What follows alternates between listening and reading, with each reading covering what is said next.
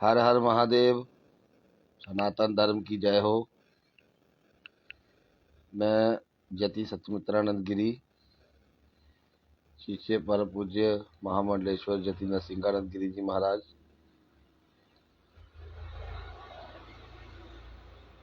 मेरा जन्म स्थान जम्मू कश्मीर है और मैं जब से हालात खराब हुए मैं अपनी जन्मभूमि में आ चुका हूँ कि अपने लोगों के बीच में रहना अच्छा लगता है। जैसा कि आप सबको पता है कि मैं आजकल वृंदावन मथुरा में वास करता हूँ, वहाँ पे आश्रम में है। तो जब हालात ख़राब हुए तो मैं जम्मू आ गया, क्योंकि यहाँ हमारे लोग हैं जिनके बीच में हम पले बड़े हैं। हमारे एक अध्यात्म गुरु यहाँ जम्मू में भी है, जहाँ पे हमारा जन्म स्थान है वहाँ से बॉर्डर मतलब अंतर्राष्ट्रीय सीमा जो है 2 से 2.5 किलोमीटर ही रह जाती है। तो कल ड्रोन हमले हुए हैं, हमारे ड्रोन गिराए गए हैं जम्मू में। कल किसी की छत के ऊपर आके बम गिरा है। थोड़ा नुकसान तो झेलना ही पड़ता है दोनों तरफ से। युद्ध बुरा ही होता है। इस वक्त तो मैं यही कह पाऊंगा कि युद्ध बुरा ही होता है, इसमें कोई दो राय नहीं, परंतु लड़ना पड़ता है जब बचता कोई उपाय नहीं। और मुझे देश भर से फोन आ रहे हैं, स्वामी जी आप क्यों चले गए, आप यहाँ आ जाइए। तो उस समय गुरु के कहे शब्द जो हैं वे मेरे कानों में गूंजना शुरू हो गए कि विजय मिले जहाँ वीर गति, सब महादेव के नाम, जीते जी रण छोड़ के जाना वीरों का नहीं काम।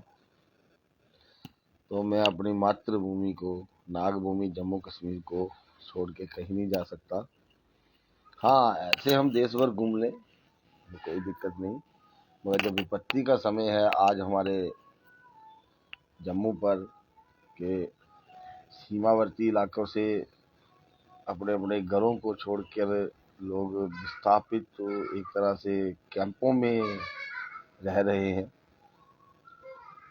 तो जाते हैं हम, दिन में उन्हीं के पास होते हैं, तो मिलते हैं।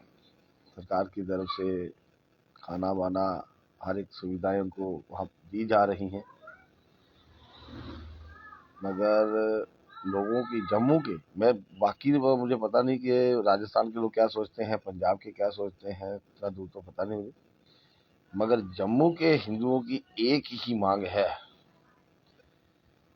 कि मोदी जी इस बार निर्णय हो ही जाए, क्योंकि बहुत दुखी हुए हैं, बहुत आहत हुए हैं। आए दिन गोलाबारी, जब मन करता है मोटार से हमला कर देते हैं, जब मन करता है गन से हमला कर देते हैं। हमारे लोगों की खेतियां हैं वहां बॉर्डर के पास, खेतों में काम कर रहे होते हैं, इतने में फायरिंग शुरू हो जाती है। तो ये रोज रोज की झिक से आर पार ही हो जाना चाहिए। मगर कल देखिए, अब मैं अमेरिका की बात बताता हूँ। बताइए, एक डोनाल्ड ट्रंप का एक ट्वीट आया, उसमें उन्हें बोला कि हाँ भाई ऐसे ऐसे होना चाहिए, सीज फायर का होना चाहिए। भारत ने बोल दिया कि हाँ भाई अपना ये भाई आज के बाद, इसके बाद अगर कोई भी कार्रवाई हुई तो उसे युद्ध माना जाएगा। अरे ये बोलने वाली बात नहीं है, अरे सीधा करो और देख लो। तो रात को ठीक है, शाम को बिल्कुल सीज फायर था, सभी न्यूज में जी न्यूज वगैरह सारे हर जगह ये बताया जा रहा है। खासकर सेंट्रल मीडिया, जो दिल्ली की मीडिया है, जी न्यूज वगैरह जो है, नेशनल मीडिया, वो बता रही है कि हाँ भाई सीज फायर है, बॉर्डर पूरा शांत है, ये है। मगर हमारे लोकल जो जम्मू के लोकल चैनल्स है, the straight line, JK channel और हमारे डोगरा पत्रकार आशीष कोहली जी, जो हमारे सहपाठी रहे हैं कभी।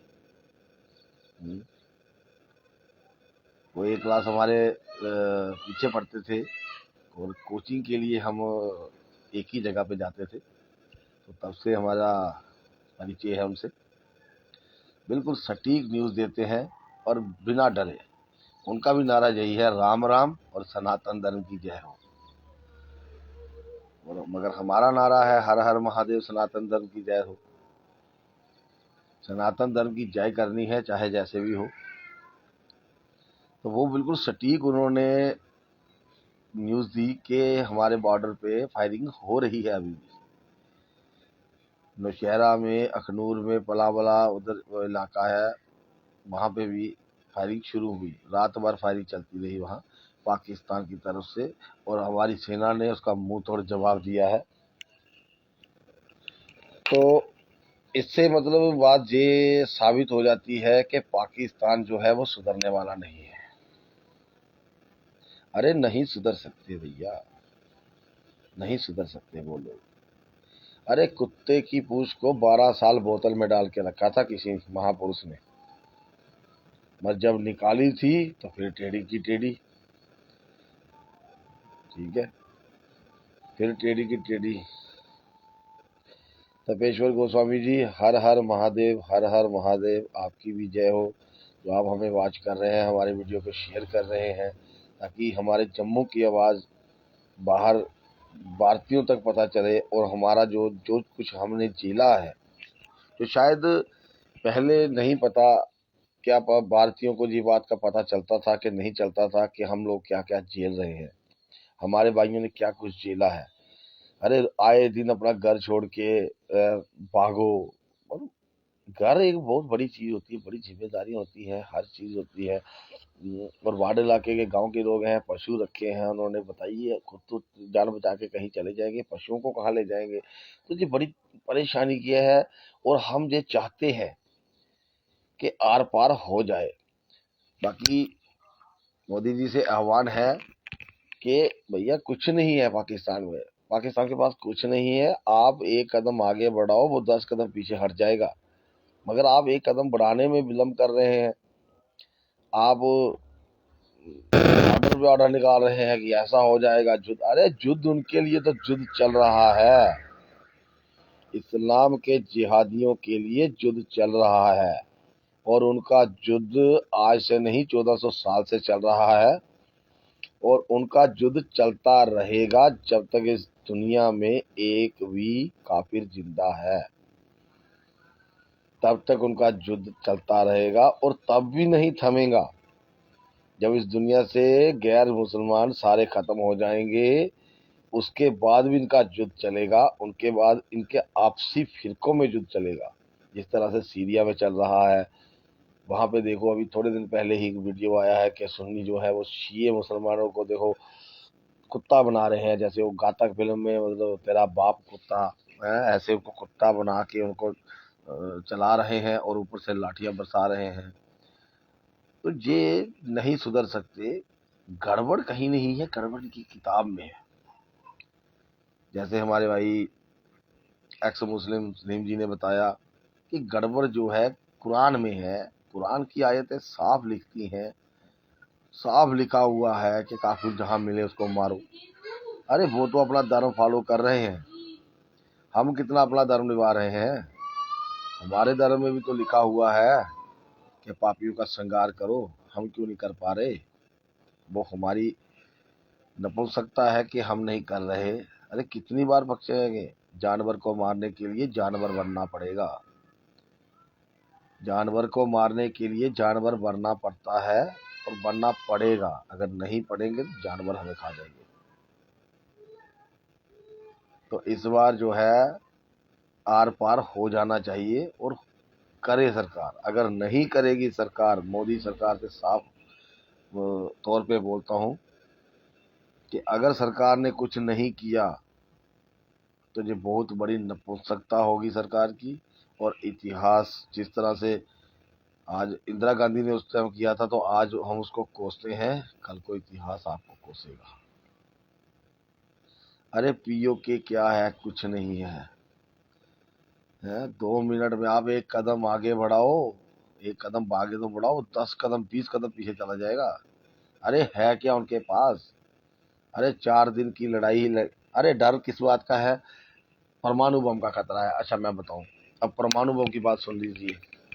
परमाणु बम उनका एक जगह पे नहीं पड़े हैं, उसको अभी वो पार्ट्स में है, उसको असेंबल करने के लिए समय चाहिए, और सैटेलाइट से सारे देश उस पर निगरानी रखे हुए हैं, दिन रात देखते हैं वहाँ की हिलचुल, कहाँ गाड़ियाँ जा रही हैं, हिलचुल पता चलती है। अगर बाय द वे चलो अब मान ले कि वो परमाणु बम की तैयारी कर रहा है, ठीक है, उसने मतलब असेंबल भी कर लिया, और जैसे ही वो चलाएगा उसकी मिसाइल पाकिस्तान के एरिया के अंदर ही उड़ा डाली जाएगी। उसका परिणाम ये होगा कि पूरे पाकिस्तान में उसकी रेडिएशन फैल जाएगी, और उसका कुछ प्रभाव जो है वो भारत के सीमावर्ती इलाकों में भी पड़ सकता है। भारत के सीमावर्ती इलाके जो है वो, उस पर असर पड़ेगा हवा के माध्यम से, तो उसका भी इलाज है। जैसे बॉर्डर इलाके में बंकर बनाए, बंकरों में रहो, धूल धूल उड़ती है, परमाणु कण जो है वो हवा में घुल जाएंगे, तो एकदम से उनको पूरा प्रक्रिया बताई जाएगी। जब परमाणु बम का हमला होगा तो मोदी जी स्वयं, जहाँ मतलब नेशनल मीडिया मीडिया के माध्यम से लोगों को ये जागरूक कर दिया जाएगा कि क्या होगा, क्या करना है, इस स्थिति में क्या करना है आपको। तो ये चीजें जो है ये अपने बचाव के लिए करनी पड़ेगी, मगर उसमें उसका परिणाम ये होगा कि पाकिस्तान पूरा तबाह हो जाएगा, उसकी जमीन बंजर हो जाएगी, और खेती ही एकमात्र सहारा है उनका। बाकी कौन से वहां पे वो सुई नहीं बना सकते अपने देश में। हाँ। तो ये बहुत आसान है, कोई ऐसी बात नहीं है। जो तो फालतू में यार, वही बात है ना, हिंदू फालतू में डरते रहते हैं। हम उनका वो डरा रहा है, हमें डरे जा रहे हैं। और डरना नहीं है, इसके पास कुछ नहीं है, ये कुछ नहीं कर सकते, तो डरपोक कौम है, डरपोक कौम। और रही बात देश के अंदर छिपे हुए गद्दारों की, वो मैं बात बताता हूँ आपको। इस बात, जम्मू में जो लॉकडाउन, देखो पावर बंद कर दी जाती थी, जैसे ड्रोन आए पावर बंद कर दी गई, मगर कुछ इलाके हैं जहाँ पे नाम नहीं होगा, जहाँ पे धर्म विशेष के लोग रहते हैं, वो जानबूझकर लाइटें ऑन रख रहे हैं। पता है आपको? वो जानबूझ के लाइटें ऑन रख रहे हैं ताकि ड्रोन की निगरानी हो। कोई बात नहीं, मिसाइल आए, मिसाइल दागे, जहाँ पे वो चाहते हैं कि मिसाइल दागे, अपनी व्यवस्था उन्होंने करके रखी हुई है। अपने छोटे छोटे घरों में ही बंकर बना के रखे हुए उन्होंने अपने छिपने के लिए, और ज़्यादा से ज़्यादा हानि जो है वो आसपास हो जाए, ये चाहते हैं। और पाकिस्तान भी यही चाहता है, क्योंकि उनके पास युद्ध के बिना कोई विकल्प नहीं है। अरे घर घर से कर्जा लिया हुआ उन्होंने, नेपाल जैसे देश से, बताइए, नेपाल और भूटान जैसे देश से भी कर्जा लिया हुआ है। वो कर्जा किस माध्यम से होता है? जैसे वहाँ के व्यापारी हैं, वहाँ से माल मंगवाते हैं तो नहीं दे पाते, भरोसे पे माल चलता है, दुनिया का ट्रेड चल रहा है भरोसे पे। 10 लाख रुपया दो और 1 करोड़ का माल मंगवा लो, बाद में उसका थोड़ा थोड़ा करके दो देना होता है, पाकिस्तान वो देता नहीं है। इस समय पाकिस्तान पूरा कर्जे में डूबा हुआ है, सत्यानाश है वहाँ का, इकोनॉमी नाम की कोई चीज़ नहीं है। शहर के, देश के अंदर ही फूट डाल चुकी है। प्रधानमंत्री के खिलाफ, प्रधानमंत्री को लोग गालियां बक रहे हैं वहाँ पे, और इमरान खान को तो जेल में दे दिया हुआ है इन्होंने। पाकिस्तान का तो इतिहास रहा है कि जब तक तो सत्ता में रहे, कोई बात सत्ता में है, उसके बाद जहाँ तो देश छोड़ दे, जहाँ फिर दुनिया छोड़ दे। दिल भुट्टो थी, उसको बोला कि छोड़ दो, वो बोली नहीं, मैं जीऊंगी तो इस मिट्टी में, मरूंगी तो इस मिट्टी में, तो मार दिया उन्होंने। ऐसे नवाज शरीफ जिंदा इसलिए है कि वो देश छोड़ के भाग चुका है, मुशर्रफ भी भाग चुका है यहाँ से, तो जिंदा बैठे हुए हैं। नहीं तो देश छोड़ के, नहीं तो देश के अंदर ही मार देते उस समय। अगर जैसे ही सत्ता से बाहर निकलो, जहाज पकड़ो और दूसरे देश निकल लो। जो पुराना इतिहास रहा है पाकिस्तान का, क्योंकि पाकिस्तान एक ऐसा देश है वो जो झूठ की बुनियाद पर बना हुआ है। झूठ और मक्कारी, झूठ और मक्कारी से बना हुआ घर घर हो वो नहीं टिक सकता। सत्य में बहुत ताकत होती है। तो ये पाकिस्तान भली भांति जान चुके हैं, वहाँ के जो पढ़े लिखे लोग हैं वो तो जानते हैं ये बात। उन्होंने पहले अपनी व्यवस्था कर चुके हैं। तो इस समय वो खाली हो चुका है पाकिस्तान। वो बड़े बड़े लोग जो हैं वो निकल चुके हैं पाकिस्तान से, उनके लीडर वगैरह सब निकल चुके हैं और बहुत तबाही मचाई है भारत ने वहाँ पे। तो ईंट का जवाब पत्थर से दिया है और देना चाहिए। अब तो सीधा मोदी से आह्वान है कि सीधा मोदी जी बॉर्डर खोलो, सेना को अंदर घुसने का आदेश दो।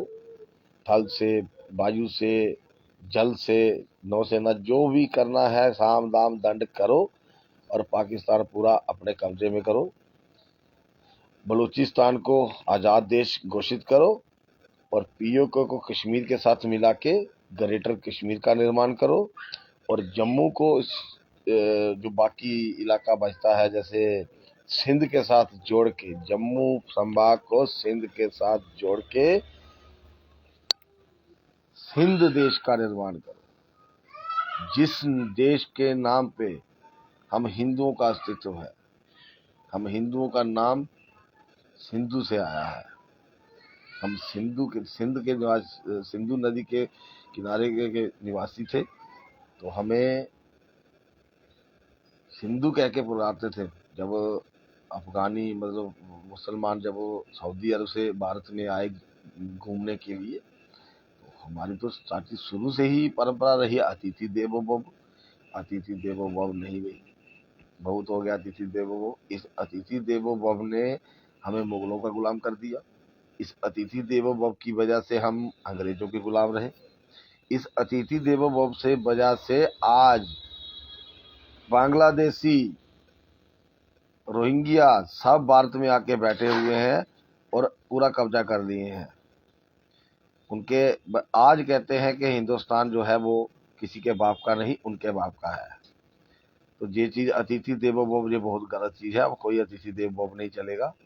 मोदी से आह्वान है सीधा बॉर्डर खोलो और ये 3 देश का निर्माण करो। इतिहास के पन्नों में आपका अपना नाम लिखाओ। पूरा जम्मू यही चाहता है कि अब मोदी जी आर पार हो जाना चाहिए। अब कोई ना कोई निष्कर्ष हो निकलना चाहिए, नहीं तो इतिहास आपको नहीं माफ करेगा। ये जम्मू की आवाज है, ये मैं बता रहा हूँ। हर हर महादेव, हर हर महादेव, हर हर महादेव।